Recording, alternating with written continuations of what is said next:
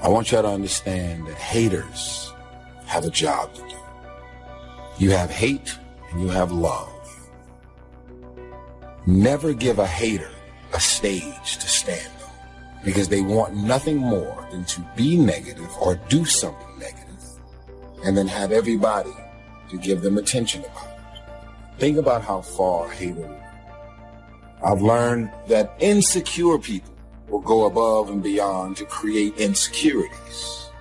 Hurt people will go above and beyond to hurt people. Misery loves company, but people go so far. When you're miserable and you're a negative person, you go very far to create misery and negativity in other people's lives. So I've learned to laugh.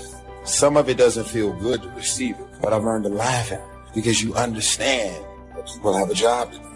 Haters, being a hater is a full-time job.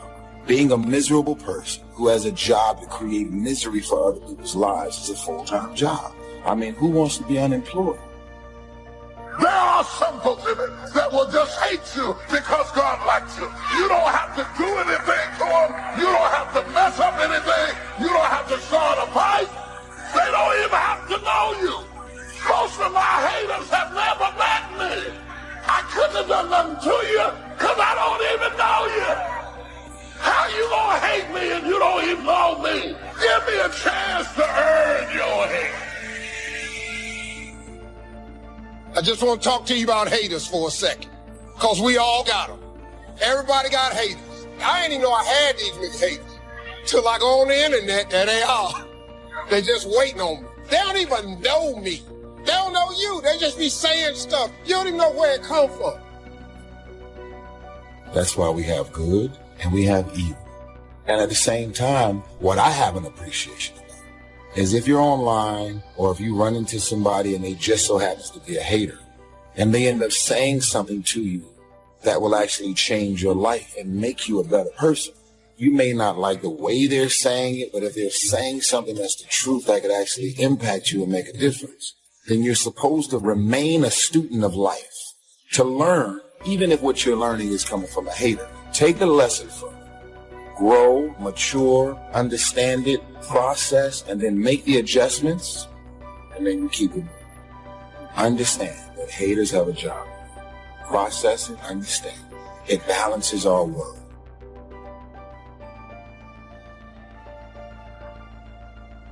I want to say how much I appreciate you, because you hated me on a level that I didn't even know I was on. And you hated me so long that I had to go back and stare at myself to see what you saw in me that made you hate me that bad. And I started discovering who I was because you changed my perception. To everyone who is watching this video, no matter what you are doing to achieve a goal or to accomplish a mission or to improve yourself or change for the good for yourself, and you want to see changes in your life, despite of any one of those things that you are focusing on doing, you have to understand something. There are always going to be a certain group of people who are going to hate on you for no apparent reason. But it's going to be dependent on how you respond to it and react to it. You can either react by allowing the negative words of those haters based on what they have said consume you, and to let it rule over you and allow the voices of those negative words to get into you and then to the point of defeation that you cannot do it. Or you can ignore and don't be bothered with it and then stay focused on what you are doing.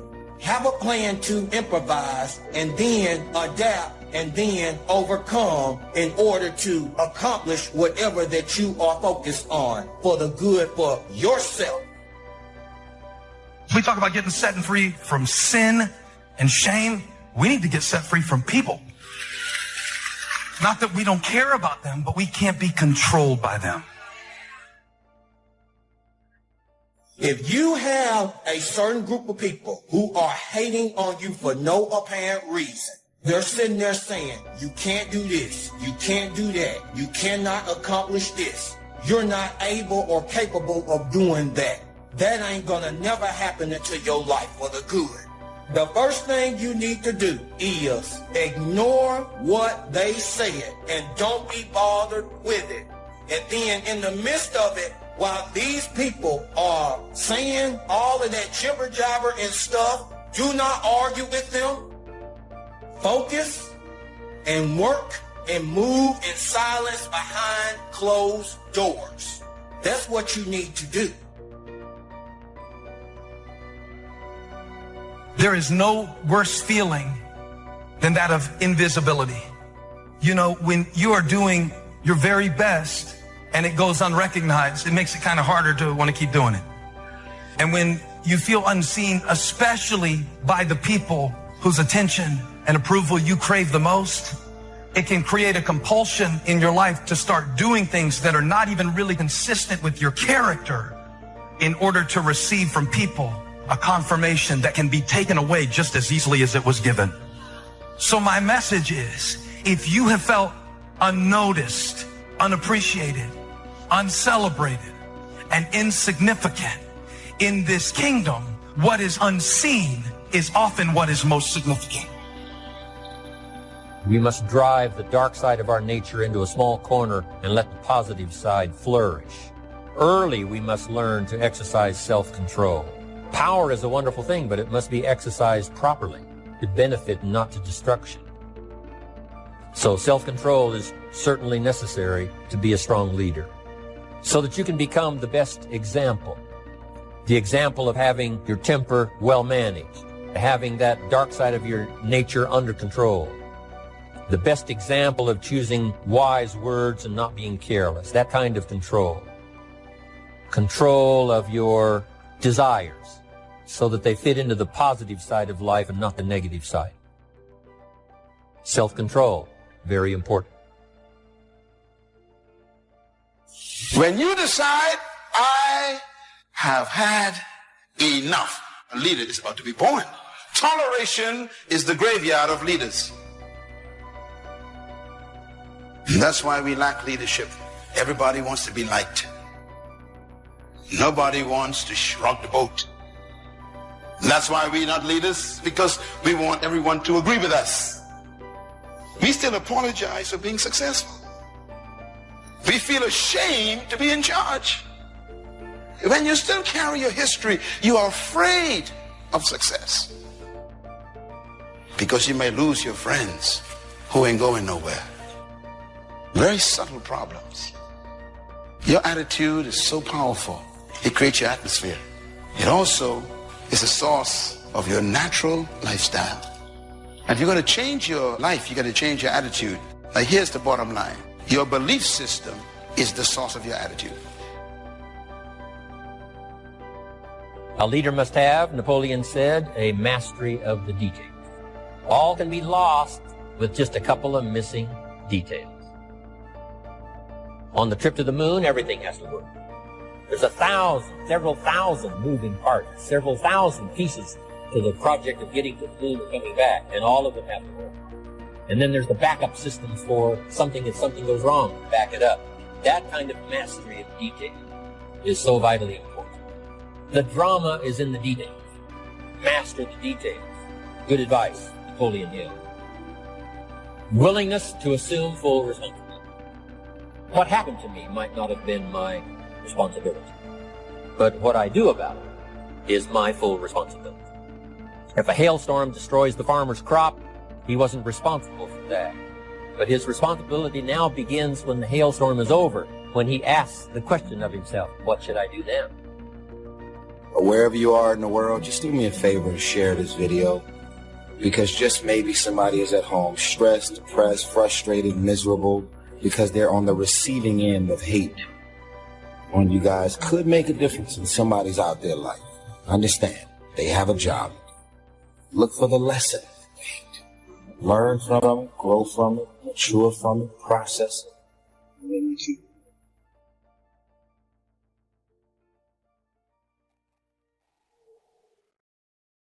Self-preparation. Be ready for tomorrow by doing all that you can today, setting your goals. Set a goal that will make you stretch for what it will make of you to achieve it. What a brand new reason for setting goals. What an all-encompassing challenge to have a better vision of the future, to see what it will make of you to achieve it. And here's why. The greatest value in life is not what you get. The greatest value in life is what you become. The major question to ask on the job is not, what am I getting here? The major question to ask is, what am I becoming here? It's not what you get that makes you valuable. It's what you become that makes you valuable. Set the kind of goals that will make something of you to achieve them.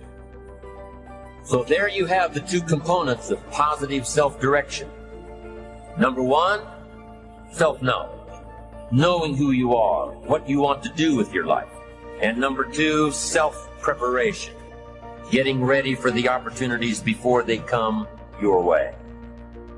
You need both aspects for positive self-direction. Figuring out who you are and what you want. And being prepared for the day you reach your goals. Being ready. Being worthy. Becoming the person you need to be in pursuit of what you want. What good is an opportunity if you're not prepared to take advantage of it? It's no good. Won't do a thing for you. Be prepared. Now here's what's called the self-knowledge acid test. Quickly, without thinking too much about it, quickly list your 3 most important long-term work-related goals. Is it a client you've been trying to sign for several months? Is it a major sale you've been trying to make? Is it a promotion? Is it a partnership in the firm? Quickly list your 3 most important long-term work-related goals. Achievements that you want to make. Achievements that will take a while to get. Write them down. Again, without thinking too much about it, quickly list your 3 most important personal and spiritual goals. Things that will make a difference in your personal life. Is it going to church more often than holidays? Grasping all you can from the Sunday sermon? Is it spending more quality time with your kids? Is it turning the TV off during the dinner hour and actually talking about the important things in life with your family? Is it making more dates with your spouse? Is it planning a much-needed family vacation?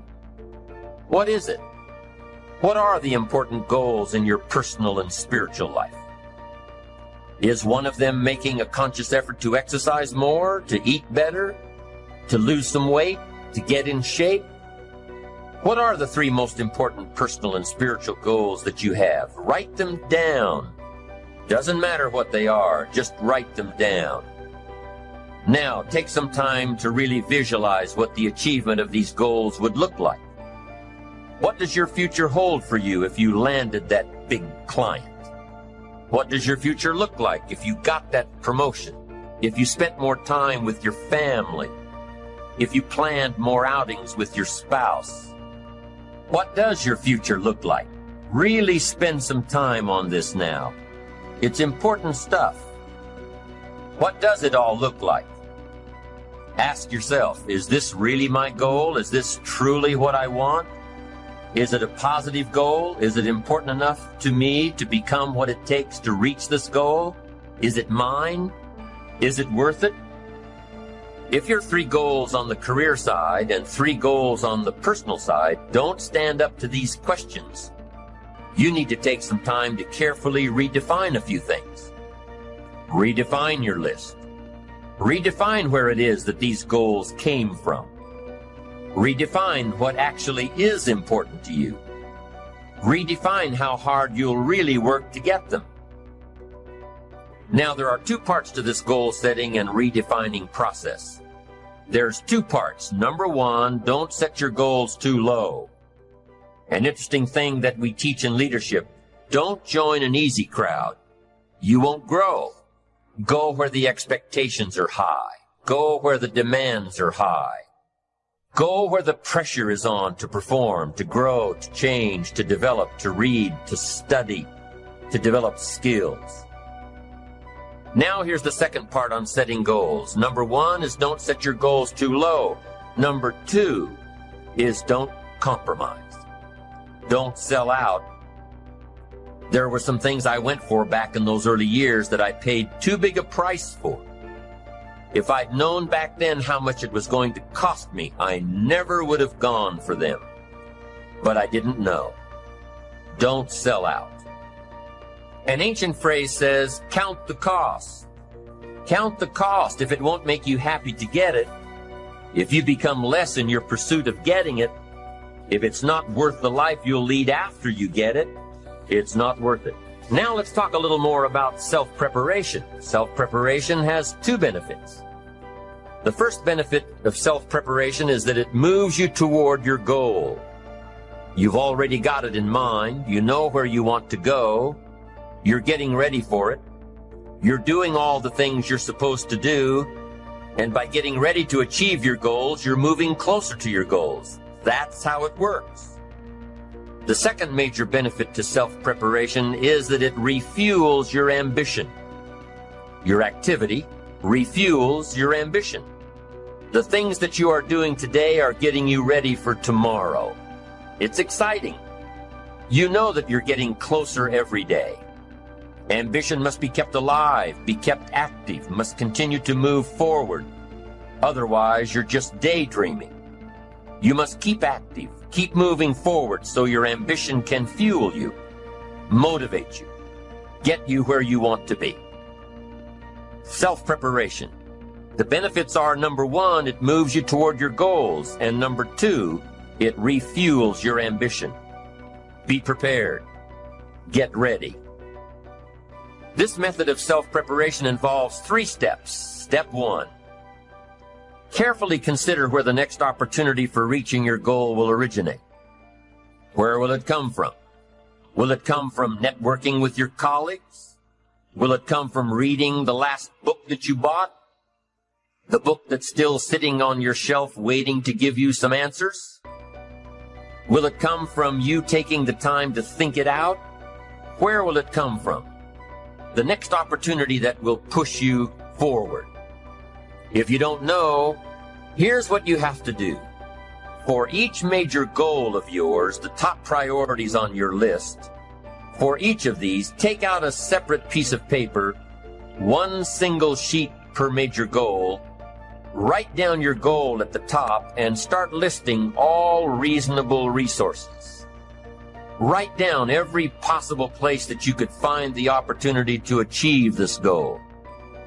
And with each resource, classify them. Ask yourself, is this resource a sure thing? A good bet? About even chances? Unlikely? A long shot? Ask yourself these questions and classify all of the resources you have written down. That's the first step. The second step in this method of self-preparation is to make sure you know what you need to do to be prepared for your opportunities. Take your sure things first. Figure out what you need to do to be prepared when they happen. Break down your preparation into concrete steps. Make sure that you know exactly what you have to do to take advantage of the opportunity when it comes your way. Let's say that one of the top priorities on your career list of goals is to get this new client. Let's take it 1 step further to say that on your resource list for this goal is to have a lunch meeting with a friend who just happens to be the mentor of the client you're going after. Is this friend of yours a sure bet on your resource list? Well, let's say he is. I mean, you know this guy is a tremendous consulting source for the client you want. The client you want really listens to the opinions and advice of your friend. So you're getting ready to have lunch with your friend. What do? You've got to make sure that you're up on all the knowledge and the industry data that will impress your friend. Make him realize that he knows someone who could benefit from your knowledge and your vitality and your spirit and your experience. Impress him.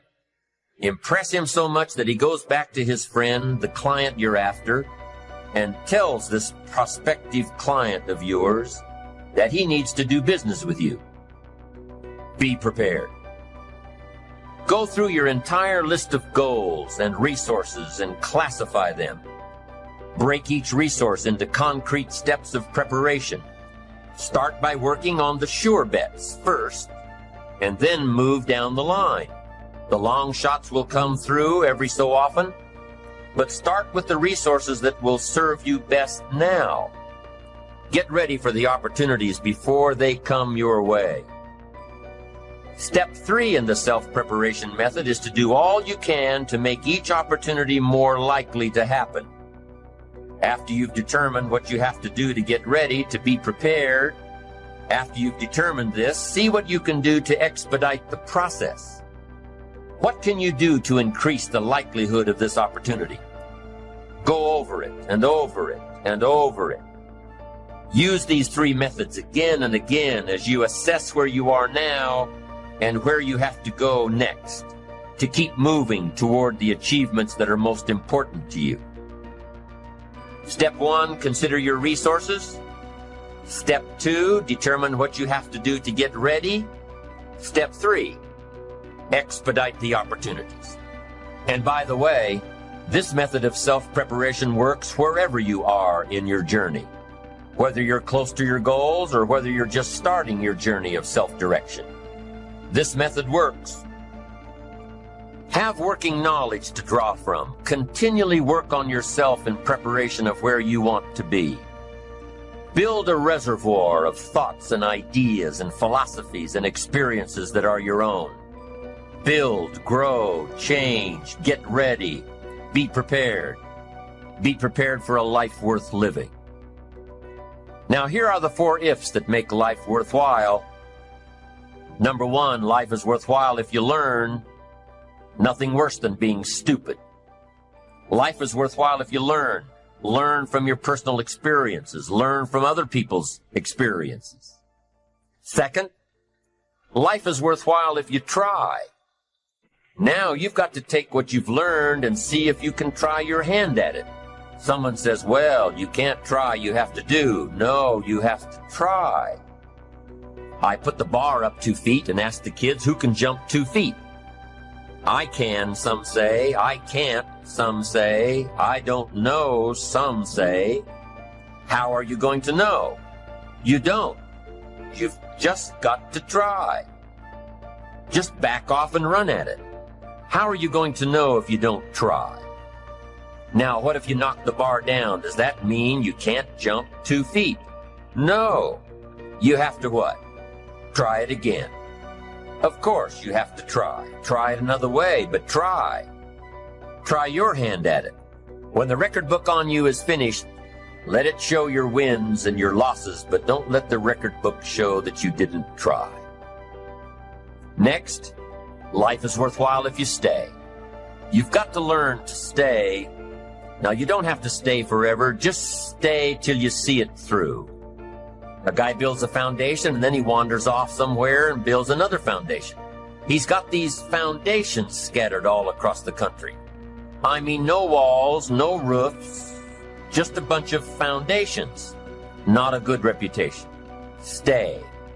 You don't have to stay forever. Just stay to finish something. Don't fall into the trap of less than refined sophistication. Stay till it's over. The 4th if that makes life worthwhile, 1 is if you learn, 2 is if you try, 3 is if you stay, and 4th if that makes life worthwhile is if you care. Caring is a unique human experience that is so vital and so powerful and so all-encompassing and so far-reaching. If you care at all, you'll get some results. If you care enough, you can get magnificent. My father had 3rd grade education. You know what he used to tell me all the time? Everybody come with you, can't go with you. Look at the people you run with. They have no contingency plan for growth. And the moment you try to elevate, you're going to start losing some people. Everybody ain't happy for you opening your boutique. It's called jealousy. Jealousy is a dangerous thing. It's a scary thing what people will do when you didn't do nothing to him. Abel hadn't done nothing to Cain. Cain Cain just killed him because God blessed him. It's not what you did. It's not what you said. They just hate you because you're blessed. I'm not going to stop walking in my blessings so you like me. If you can't handle it, take your best shot. Shout it out, I'm blessed. If you have people in your life who are occupying your time for their self-benefit, you should erase them from your life. And you're completely stressed out by people that you could actually cut off. Fist bump somebody and tell them I'm building for expansion. I'm not building for approval. I'm not building for you to like me. Who am I talking to in this place? We all love to be blessed, our business taking off. We meet the person of our dreams.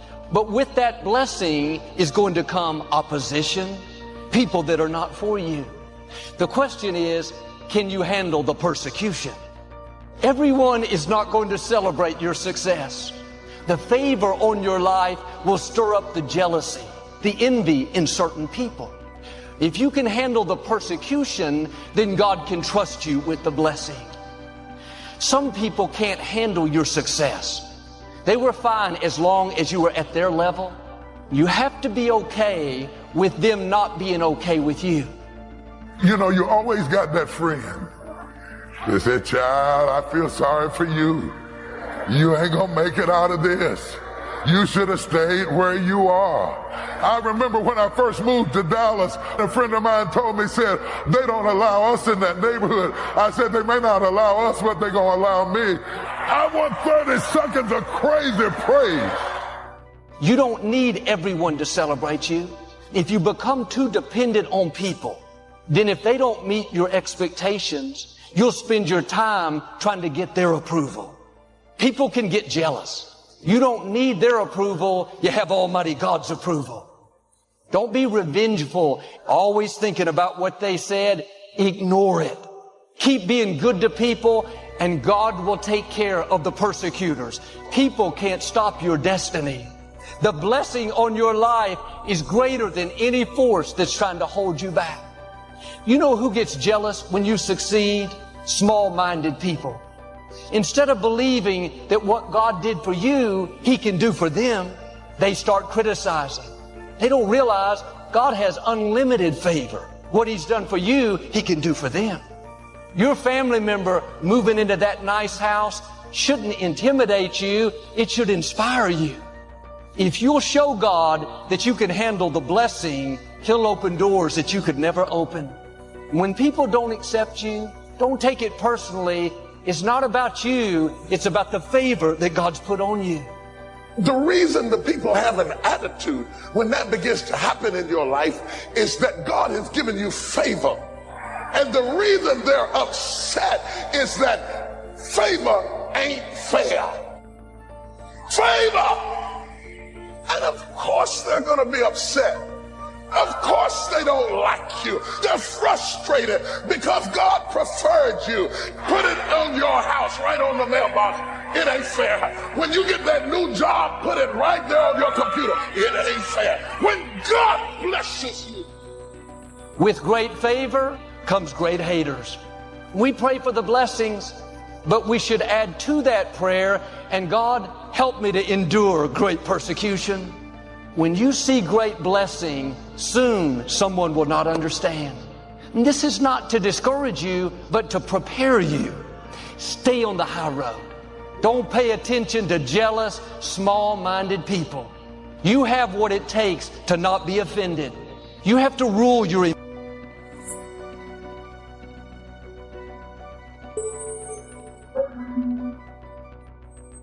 emotions. Don't let jealous people steal your blessing. Don't waste your time trying to change your critic's mind. Their opinion is not going to keep you from your purpose. You can't stop what they're saying, but you can ignore it.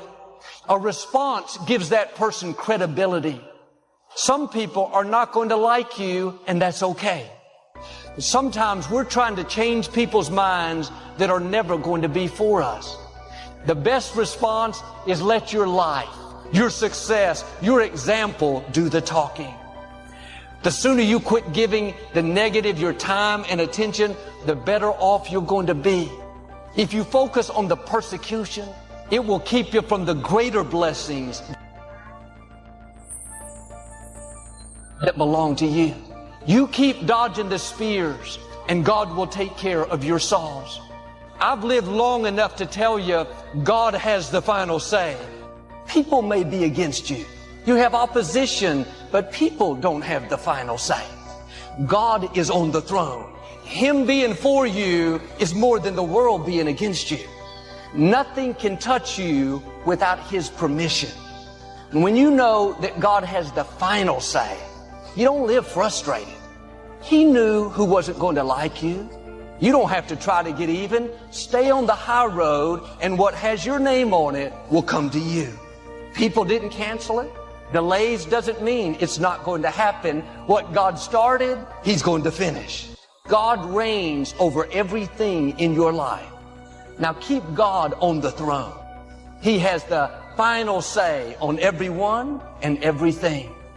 Don't let people talk you out of what God put in your heart. They don't know what God put in you. You have the most powerful force in the universe breathing in your direction. Think about Joseph. His brothers had a say.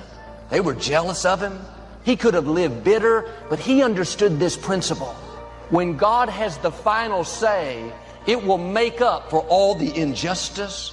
One touch of God's favor will put you 50 years down the road. You're about to see God step in and override what's been hindering you. The final word is you will lend and not borrow. You are above and not beneath. Any area where you're not living in victory is not permanent, it's temporary. God has the final say. Get your passion back. The game is still on. Armor yourself with faith. Armor yourself with courage. A mindset, I'm going to make it no matter what. You take all this stuff. I'm going to make it no matter what.